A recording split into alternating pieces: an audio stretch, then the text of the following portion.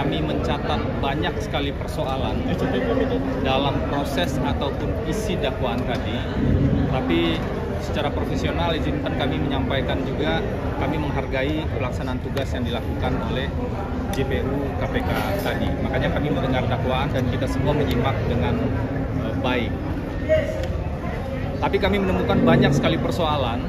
Salah satu yang paling sederhana adalah sebagaimana keberatan kecil yang tadi kami sampaikan. Ternyata benar dakwaan tersebut tidak disusun dengan ekstra hati-hati. Salah satu pasal yang paling penting yang didakwakan pada dakwaan ke-1 ternyata salah menggunakan undang-undang. Seharusnya menggunakan pasal 65 KUHP, tapi yang ditulis di dakwaan adalah pasal 65 KUHP. Meskipun ini hanya satu huruf, tapi perbedaan pengaturannya sangat luar biasa. Pasal 65 KUHP yang ditulis di dakwaan sebenarnya adalah hak dari tersangka dan terdakwa untuk mengajukan saksi atau ahli yang meringankan. Dan justru pasal inilah yang kemarin dilanggar dan tidak dilaksanakan oleh KPK ketika kami, tim kuasa hukum pada saat proses penyidikan, itu mengajukan ahli yang meringankan. Jadi pasal itu diabaikan, tidak dilaksanakan demi mempercepat proses pelimpahan perkara. Nah sekarang justru pasal itu yang salah tulis begitu. Nah itu catatan kami tentu saja yang pertama. Dan yang kedua, kami menemukan inkonsistensi. Jadi teman-teman semua, dalam perkara ini ada 3 dakwaan sebenarnya. 1, dakwaan terhadap Wahyu Setiawan dan Agustiani Tio, itu perkaranya digabung. Yang kedua, dakwaan terhadap Saiful Bahri. Dan yang ketiga, dakwaan terhadap Hasto Kristianto. Karena ini satu perkara, harusnya dakwaannya konsisten dan sama. Tetapi yang kami temukan ada perubahan.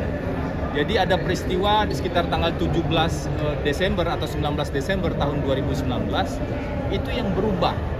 Apakah itu sengaja atau tidak sengaja? Yaitu terkait dengan sumber dana 400 juta.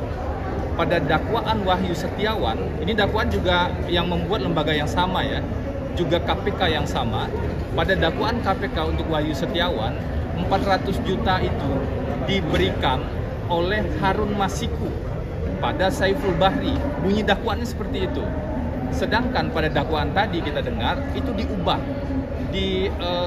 diubah sedemikian rupa sehingga seolah-olah 400 juta itu berasal dari Pak Hasto.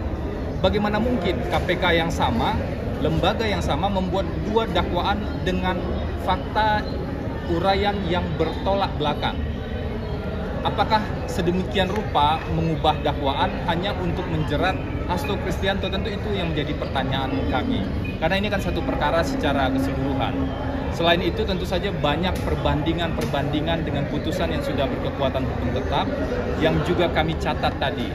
Contoh paling sederhana adalah ketika ada uraian dakwaan yang seolah-olah Pak Hasto memerintahkan Nur Hasan untuk menghubungi Harun Masiku untuk menenggelamkan handphone. Di fakta persidangan dan di keterangan Nur Hasan sendiri, tidak ada Pak Hasto memerintahkan hal tersebut. Justru di persidangan sebelumnya muncul yang datang adalah orang-orang berbadan tegap. Jadi bukan Pak Hasto yang menghubungi ataupun yang datang. Fakta ini sangat bertolak belakang. Karena itulah ini yang menjadi catatan kami juga. Apa sebenarnya maksud dibalik dakwaan itu sehingga sedemikian rupa memutarbalikkan fakta hukum yang sudah muncul di proses persidangan.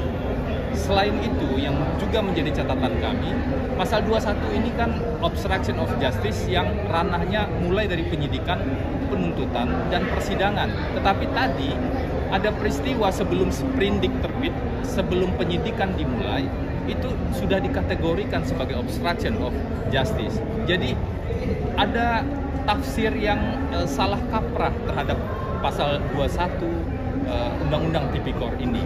Nah ini tentu akan kami masukkan pada dokumen keberatan nanti dan juga akan kami challenge sedetail mungkin dalam proses persidangan nanti kalau perkara ini lanjut.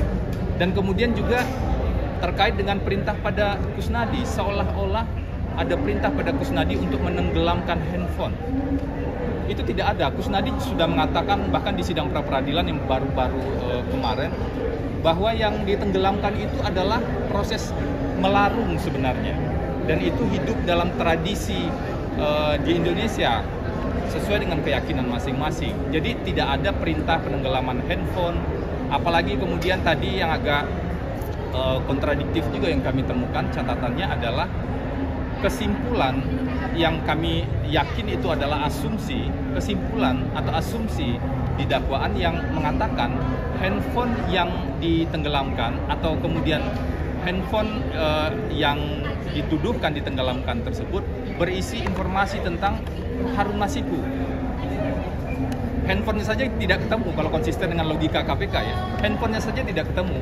Bagaimana mungkin bisa diklaim di dalam handphone tersebut ada informasi tentang Harun Masiku? Jadi kita betul-betul harus detail, harus cermat, dan ada banyak lagi catatan yang lain yang juga kami perhatikan. Misalnya ketika seseorang memegang handphone, misalnya Pak Hasto, dia punya handphone kemudian dititipkan, atau pihak lain yang punya handphone dan kemudian handphone tersebut digunakan, itu masih hak azazi dari masing-masing untuk menggunakan handphone tersebut.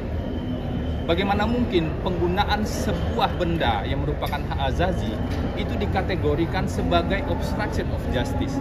Ini yang kami catat, yang kami sebut sebagai tuduhan berlebihan, tuduhan tanpa fakta yang kuat, tuduhan yang dibangun dari fakta yang dicampur adukkan dengan opini. Nah, ini bahaya sekali dalam proses penegakan hukum kita. Mungkin itu dulu catatan dari saya, Bang Mahfud.